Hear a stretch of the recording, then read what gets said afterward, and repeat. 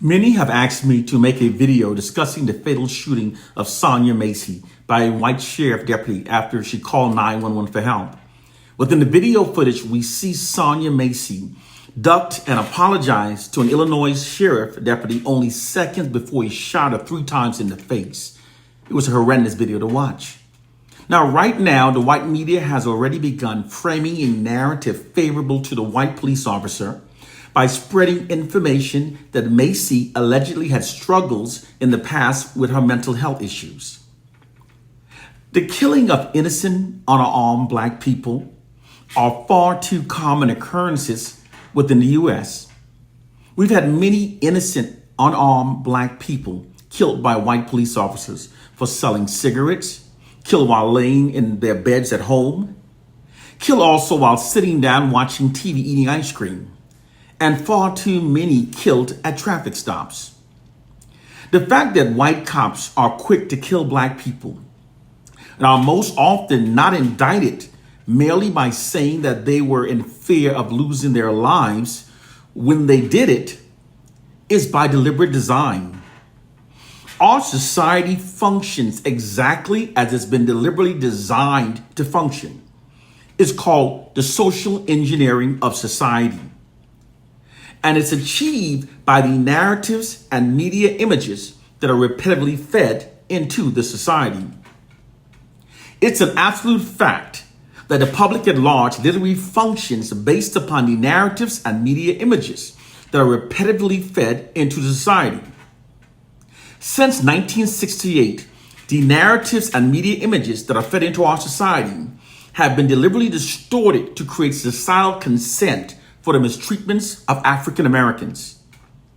It's a propaganda tactic called manufactured consent to mistreat. This is not some feeble-minded conspiracy theory. It's the absolute truth. Manufactured consent to mistreat is when the oppressors wants to create societal consent for their mistreatment of the oppressed. They use the media to portray the oppressed as being a major problem of the society through manufactured false news reports. They then vilify, criminalize, and dehumanize the oppressed in order to create a consensual national setting that justifies their mistreatment of the oppressed. Manufactured consent to mistreat is a real and well-proven propaganda tactic. It's an old Nazi propaganda tactic that was also used in Germany against the Jews. Is presently being deployed unrelentingly against African Americans. And the propaganda campaign began around 1968. Here's why. During the 1960s, nonviolent protest strategies worked as planned by Dr. King. Once those images of African Americans being brutalized with fire hoses, police batons, and canine dogs for merely peacefully seeking to be treated with the basic principles of human dignity were aired on America's nightly news, they gained national and global support for the plight of African Americans. The success of the 1960s civil rights movement was greatly due to the national and global support that was attained by Dr. King's nonviolent strategies. The global responses in support of African Americans were immense. Dr. King was even awarded the Nobel Peace Prize for his nonviolent efforts in pursuit for full equality for African Americans. African Americans were favorably perceived by millions of people around the world as being a dignified people pursuing an equality that we should have been born with.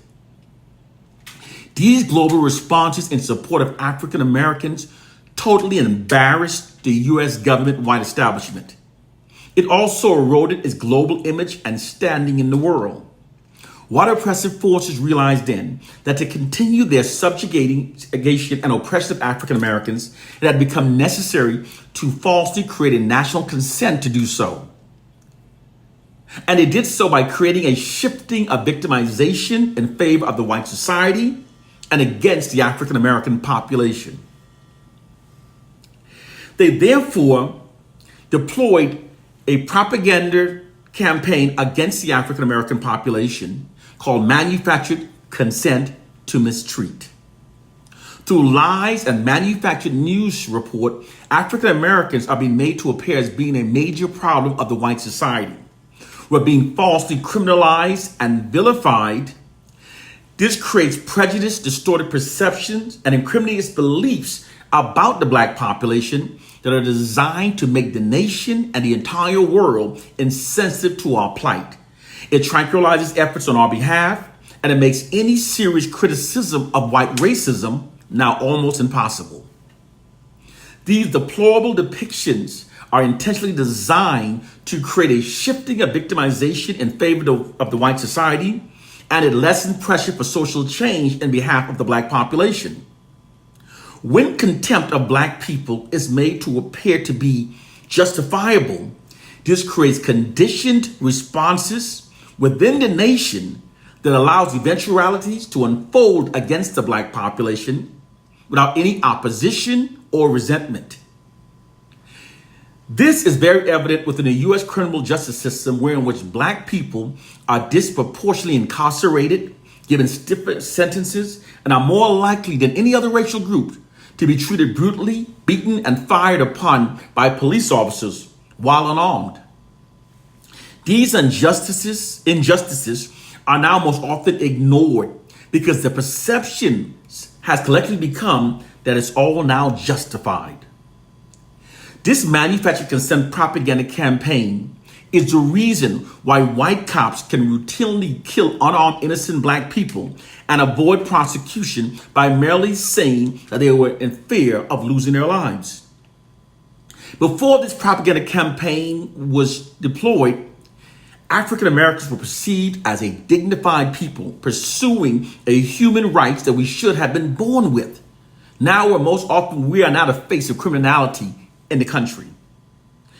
The white media has always represented a tyranny of the white society's power over the black population. This propaganda campaign is also the reason why millions of foreigners come to the U.S. looking down upon African Americans. They literally arrive within the U.S. with negative preconceptions about the entire African American population. It's exactly as Malcolm X said. The media is the most powerful entity on earth. They have the power to make the innocent guilty and to make the guilty appear innocent. The media has the power to influence the minds of the masses and influence ideas, behaviors, and attitudes of the masses. That's how the white society turned African Americans into the face of crime and why they did it. Your perception of reality is an elaborate white deception. The distortion of reality is possible because public perceptions of reality is shaped by the narratives that are fed into a society. Therefore, all that's required for the distortion of reality is to repetitively feed false information into the society. The public at large will then start functioning based upon those false information rather than a true reality. This is what's called the illusory truth effect. And this is what white social scientists and white propagandists have done. Welcome to the real world. FBI data reveals that most violent crimes in the U.S. are in fact committed by Caucasians. Caucasians makes up the majority of mass shooters, serial killers, pedophiles, committers of hate crimes, and commits most homicides. Most cops in the U.S. have been killed by Caucasians. Caucasians are also more likely than any other racial group to kill a parent and are more likely to kill a loved one for financial gain. These are facts. The fact is that everything that they say about us are lies that serve the nefarious racist agendas against us. And when I say everything, I do mean everything. The U.S. largest recipient of welfare are not black people. Data reveals that the largest recipient of welfare in the U.S. are in fact Caucasians. Data also reveals that the largest benefactors of affirmative actions are white women. Therefore, by extension, the white society has benefited most from affirmative action. And in spite of cultural traumas wrought by the injustices of white racism and slavery, most inventions that have revolutionized the world were either in fact invented by black people or were directly inspired by early inventions by black people. Your perception is a white deception. The reality is without black people, we wouldn't have airplanes. We wouldn't have automobiles. We wouldn't have working light bulbs. There would exist no internet, no cell phones. We wouldn't have cameras and microphones on our cell phones. We wouldn't have the accurate weather forecasting system. We wouldn't have the cataract laser removal scope. There would be no emails, no GPS, no hearing aids, no touch-tone phones, no caller ID, no home surveillance security, no home game cartridges, no steam engines, no motors, no traffic lights, no elevators, therefore no skyscrapers. We wouldn't have air conditioning. We wouldn't have the modern color PC. We wouldn't have 3D movies. We wouldn't have central heating. We wouldn't have refrigerators, helicopters, washing machines, refrigerated trucks. We wouldn't have dryers, blood banks, fiber optics, nanotechnology, female sanitary pads, bathroom tissue holders, pencil sharpeners, etc., etc. Black people have been factored enriched in nearly every aspect of the lives of every person on this planet through our many inventions. Your perception is a white deception. And when I say everything they say about us are lies, I do mean everything.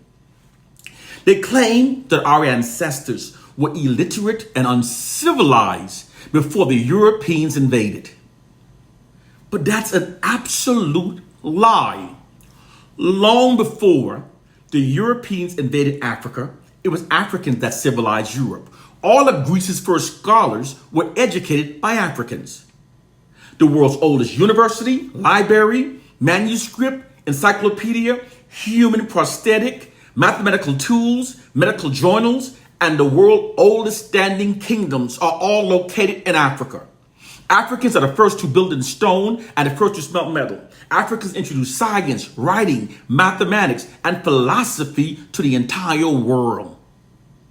Africans invented the wheel, the paper, the calendar, the concept of 24 hours in a day, the 365-day calendar, the clock, leap year, organized labor, surgical instruments, cosmetic, the plow, the wheel, black ink, ink pen, shoes, high heel shoes, the condoms, hair wigs, hair dyes, hair extensions, makeup, hairbrush, keys, hair combs, levels, vase, breath mints, the chisel, toothpaste, the door locks, the doorknob, shaving, writing, astronomy, medicine, solar calendar, paved roads, governments. Africans introduced shaving, the use of toothpaste, perfume, fragrance oil, deodorant, and even introduced the daily bath to Europeans.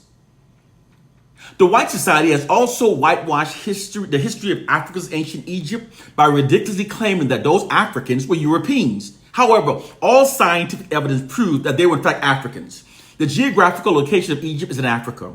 Radiocarbon dating tests have scientifically proven that the ancient kingdom was built by Africans many thousands of years, long before the arrival of the first Arabs and the first Greeks during the 7th century.